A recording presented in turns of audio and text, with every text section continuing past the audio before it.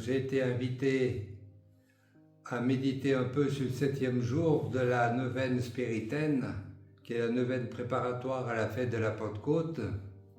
Et le titre de ce 7e jour, c'est « La vie spiritaine se vit en communauté ». Au début du jour de la méditation, il y a un texte des Actes des Apôtres, au chapitre 2, versets 42-47, sur la communauté des premiers chrétiens. Et ce texte propose 4 piliers de la communauté idéale. L'enseignement des apôtres, la communion fraternelle, la fraction du pain et la prière. C'est un idéal, parce que dans les Actes des Apôtres, il y a un couple comme Ananie et Saphir qui devaient donner tout ce qu'ils avaient à la communauté et qui ont été un peu menteurs, qui ont falsifié la chose. Il y avait les diacres qui ont été établis justement parce qu'il y avait des problèmes de partage pour les pauvres des communautés d'origine grecque qui étaient moins bien traités que les pauvres des communautés d'origine juive. Et cela signifie simplement que la communauté est sans cesse en train de se construire, de se bâtir, et cela tous les jours. Et c'est cela qu'on fait actuellement chez les Spiritains. Personnellement, ça fait 63 ans que je parle de la communauté. Je suis archiviste, je pourrais monter des montagnes de papiers qu'on a écrits, sans compter toutes les discussions qu'on a faites sur la vie de communauté. Et chaque fois dans les chapitres, dans les assemblées, que ce soit d'hiver ou d'été, chaque fois dans les réunions de communauté, on a toujours repris ces fondamentaux donnés par le texte des Actes des Apôtres, d'où vient d'ailleurs notre devise spiritaine, un seul cœur et une seule âme. Les Actes des Apôtres 4, chapitre 4, verset 32. Personnellement, pour moi, l'important, ça serait la réunion de vie communautaire, la révision de vie communautaire, régulière, pour ajuster nos engagements, nos ministères, nos vacances, nos loisirs, notre vie de prière, nos retraites spirituelles, nos rencontres à l'extérieur et notre accueil dans la communauté.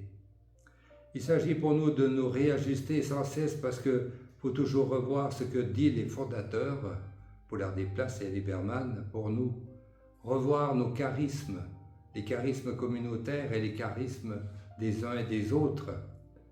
Là, il y a un réajustement, j'allais dire, qui n'est pas fait une bonne fois pour toutes, mais qu'il faut faire régulièrement. Je pourrais parler des plus pauvres, qui fait partie de notre charisme. Qu'est-ce que c'est que les plus pauvres? Où sont-ils? Est-ce qu'ils viennent chez nous? Est-ce qu'on va les voir, etc. On pourrait parler, par exemple, du partage dans les communautés et de l'argent. Quand on parle de l'argent dans une communauté, on est sûr de susciter des conflits et des tensions, ne serait-ce que pour l'argent de poche, par exemple. Une communauté qui prie, qui partage, qui pardonne, qui accueille les différences, c'est une véritable catéchèse vivante pour les gens qui la voient. Et moi, j'attache beaucoup d'importance à ça, au témoignage que donne une communauté. C'est une prédication en acte, et cela est d'autant plus vrai si on a une communauté internationale où les différences sont plus grandes, donc plus difficiles à gérer. Et la mission, pour moi, elle commence là. C'est un peu la racine de notre départ en mission, puisque la communauté, ça, on peut l'appeler aussi une cellule d'église. Je dirais simplement que la qualité de nos relations entre nous dans une communauté manifeste la qualité des relations qu'on a avec Dieu. Et ça, c'est individuel, mais c'est aussi communautaire. Et c'est ce que Saint Jean dit dans la première lettre, au chapitre 4, verset 20. « Celui qui n'aime pas son frère qu'il voit, comment pourrait-il aimer Dieu qu'il ne voit pas ?» Et ça commence dans la vie de communauté, entre nous. Ou bien, on reconnaît que vous êtes mes disciples à l'amour mutuel que vous avez entre vous. Jean 13, verset 35, ça aussi, ça se vit en communauté. Et la capacité qu'on a de nous pardonner ou non vient de là aussi, ça vient insérer dans ces textes.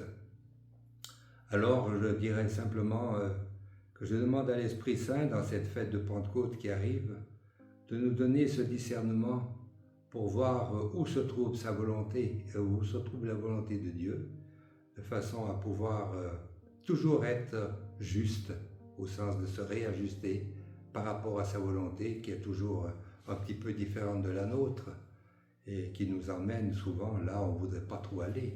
Mais enfin, l'Esprit Saint nous aide, c'est quelqu'un qui nous fortifie, qui nous aide à avancer. C'est la force qui nous sauve aujourd'hui. Amen.